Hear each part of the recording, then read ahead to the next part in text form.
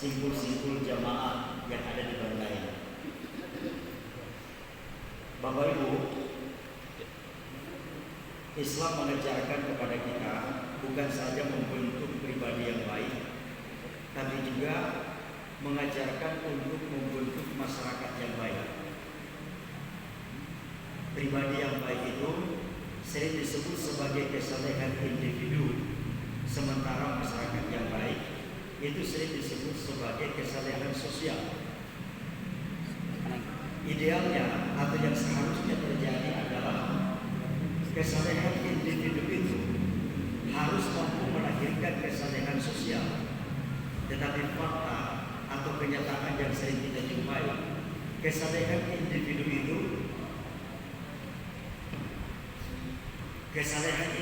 itu kadang-kadang harus apa naik sih?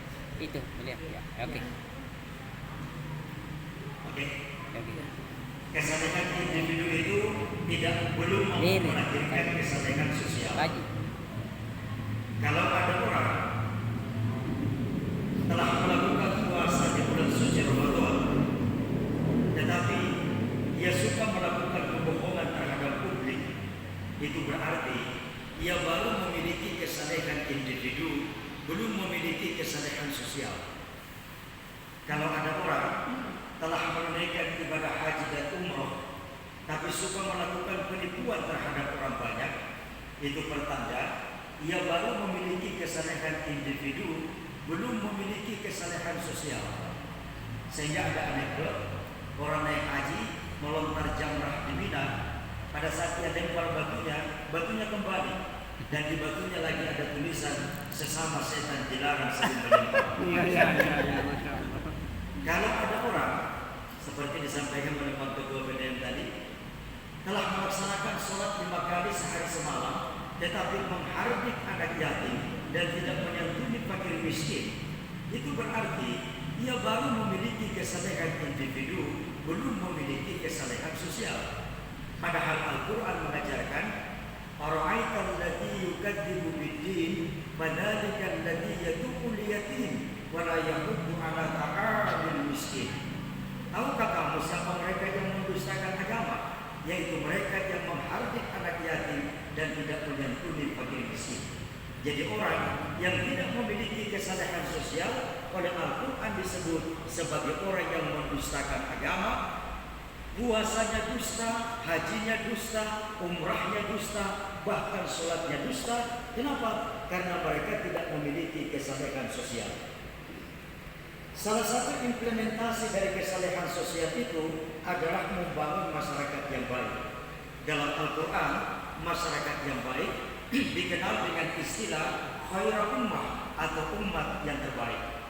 Negara tempat umat terbaik itu berada disebut dengan baldatun thayyibatun wa rabbun ghafur, negara yang baik yang mendapatkan ampunan dari Allah.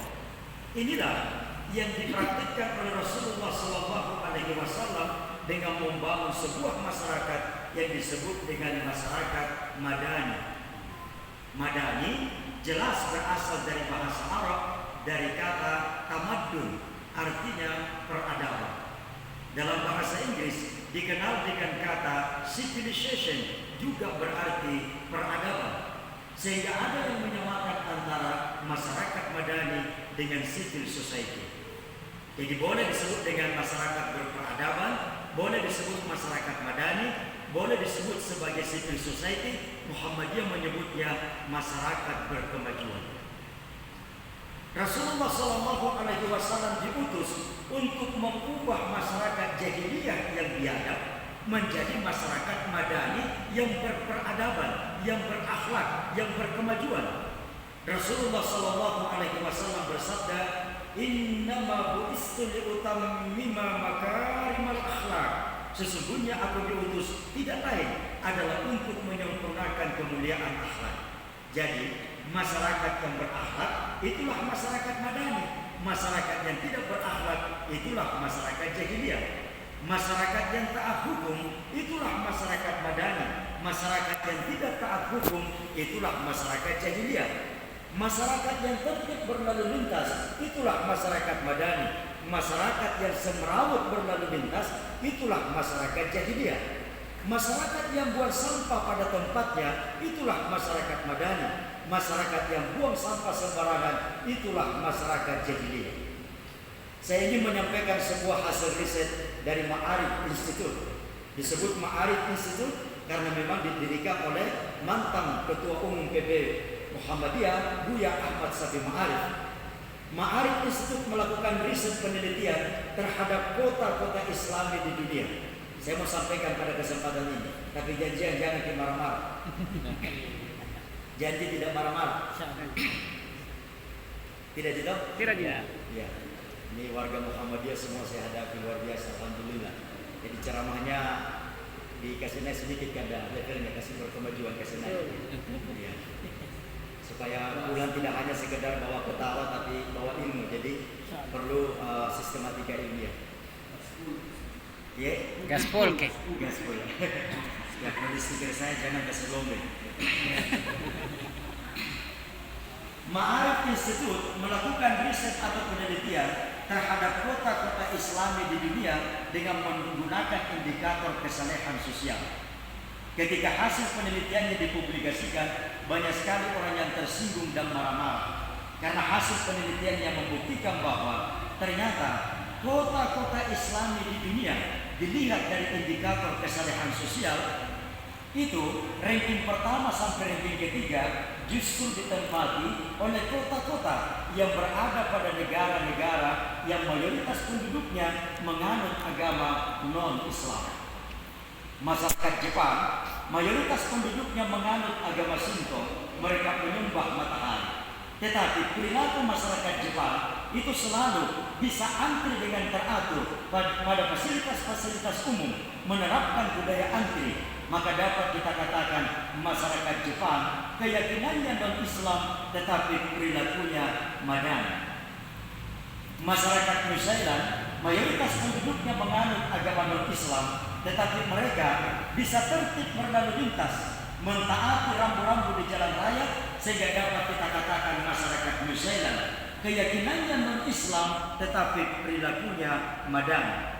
Masyarakat Swiss mayoritas penduduknya menganut agama non-Islam, tetapi mereka bisa buang sampah pada tempatnya, menjaga kebersihan lingkungan, sehingga dapat kita katakan masyarakat Swiss keyakinannya non-Islam, tetapi perilakunya madani. Sebaliknya, di negara-negara yang mayoritas penduduknya menganut agama Islam, termasuk Indonesia, mereka mengaku beragama Islam, tetapi perilakunya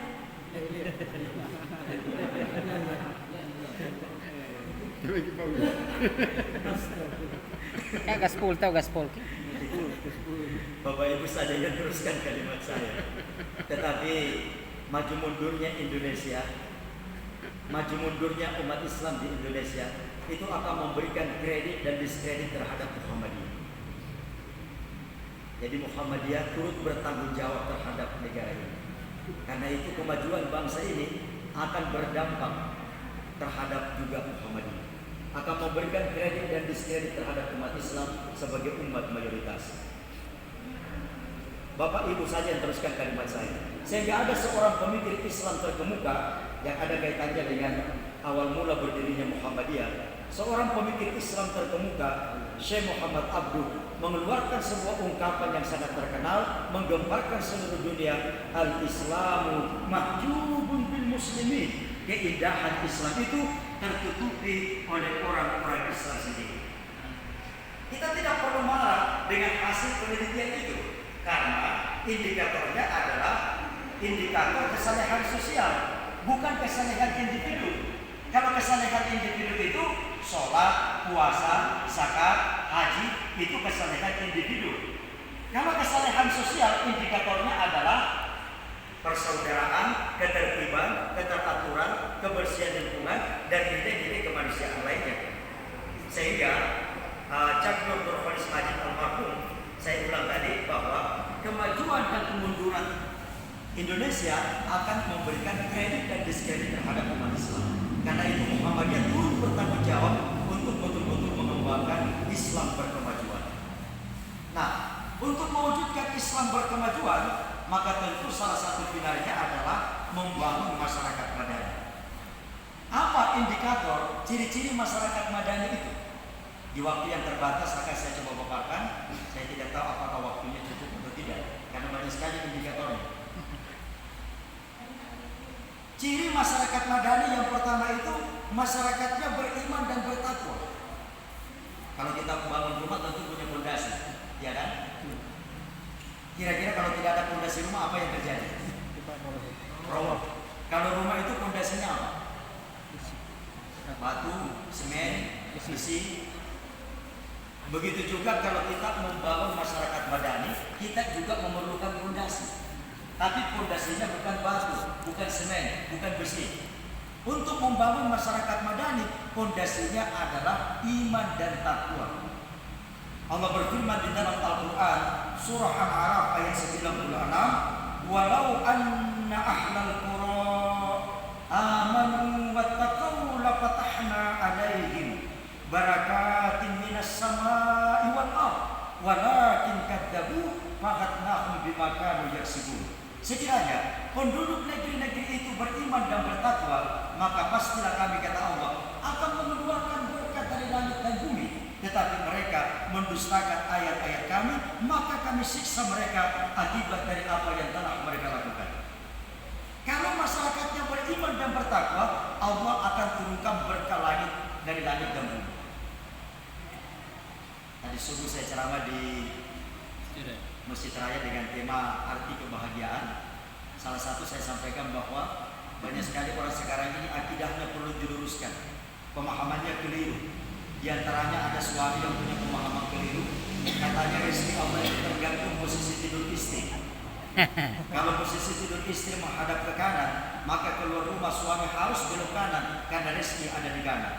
Kalau posisi tidur istri menghadap ke kiri, maka suami keluar rumah harus belok kiri karena rezeki ada di kiri. Tapi kalau posisi tidur istri menghadap ke atas, maka suami tidak perlu keluar rumah karena rezeki sudah ada di depan mata.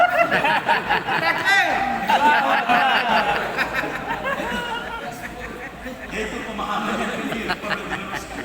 Rezeki Allah itu ada di mana? Ternyata rezeki depannya. Nah, ibu bapak, kalau orang melakukan penyimpangan, kesalahan karena takut kepada KPK, takut kepada inspektorat, takut kepada manusia. KPK, inspektorat itu adalah manusia biasa, tidak bisa mengawasi kita 24 jam dalam sehari. Kalau kita takut melakukan pelanggaran karena takut kepada polisi, polisi manusia biasa, tidak bisa mengawasi kita 24 jam dalam sehari. Seharusnya kita takut melakukan kesalahan karena kita takut kepada Allah. Itulah inti daripada takwa. Wa huwa ma'akum aynama kuntum wallahu bima ta'maluna basir. Allah beserta kamu dimanapun saja kamu berada, dan Allah Maha melihat setiap yang kamu kerjakan. Ada orang melanggar lampu lalu lintas di jalan raya, lampu merah menyala, dia lewat, wajar ditangkap. Ditanya sama polisi, kamu tidak lihat ada lampu merah menyala? Dia jawab, lampu merahnya saya lihat Pak, tapi saya tidak lihat kalau ada bapak polisi. Taat kepada aturan hanya karena takut kepada polisi. Ada orang setiap mangganya berbuah selalu ada yang curi. Saking jengkelnya dia ambil kertas selembar, lalu dia tempel di pohon mangganya. Lalu di kertas itu dia buat tulisan besar-besar, Tuhan tahu siapa yang mencuri mangga ini. Dengan harapan tidak ada lagi yang mencuri mangganya.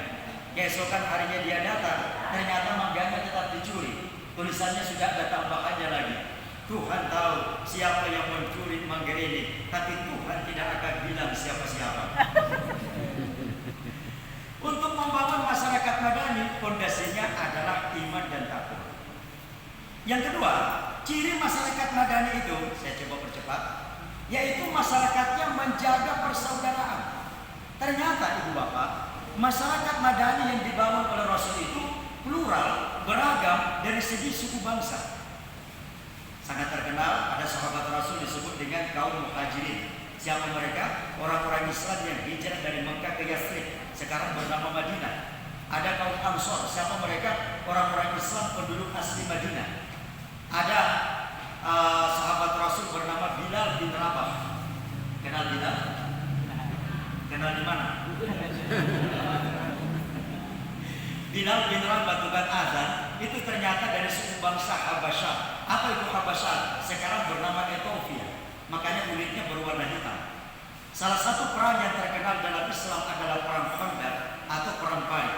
Pencetus ide perang Parit adalah sahabat Rasul bernama Salman Al-Farisi. Ternyata Salman Al-Farisi itu berasal dari suku bangsa Persia, makanya kulitnya putih. Ketika Rasul meminta kepada Bilal untuk mengumandangkan azan pertama kalinya di Masjidil Haram di Makkah, kata Rasul, Bilal, naik kok di atapnya Ka'bah kumandangkan azan. Bilal menjawab, tidak ada tangga ya Rasul. Maka Rasul meminta, siapa dua sahabat yang bersedia pundaknya diinjak oleh Bilal si kulit hitam agar bisa naik ke atapnya Ka'bah mengumandangkan azan. Ternyata dua sahabat yang bersedia pundaknya diinjak oleh Bilal si kulit hitam adalah Abu Bakar dan Umar, bangsawan berkulit putih. Jadi sejak awal Islam sudah mengajarkan bahwa perbedaan-perbedaan tidak boleh menjadi penyebab untuk memutuskan tali persaudaraan. Amerika Serikat yang katanya kiblat negara demokrasi, tahun kemarin mereka masih konflik gara-gara ras diskriminasi. Artinya Amerika saja belum selesai dengan masalah ras diskriminasi. Sementara Islam sejak awal mengajarkan perbedaan-perbedaan di antara kita jangan menjadi penyebab yang dapat memutuskan tali persaudaraan di antara kita. Dengan sangat indah Allah jelaskan di dalam Al-Quran, Ya ayyuhan nas, inna khalaqnakum min dzakarin wa untha wa ja'alnakum syu'uban wa qaba'ila lita'arafu. Inna akramakum 'indallahi atqakum. Wahai manusia, dijadikan kamu dari seorang laki-laki dan seorang perempuan, dijadikan kamu bersuku-suku berbangsa-bangsa supaya saling kenal mengenal. Yang paling mulia di antara kamu adalah yang paling bertakwa. Yang ketiga, ciri masyarakat Madani itu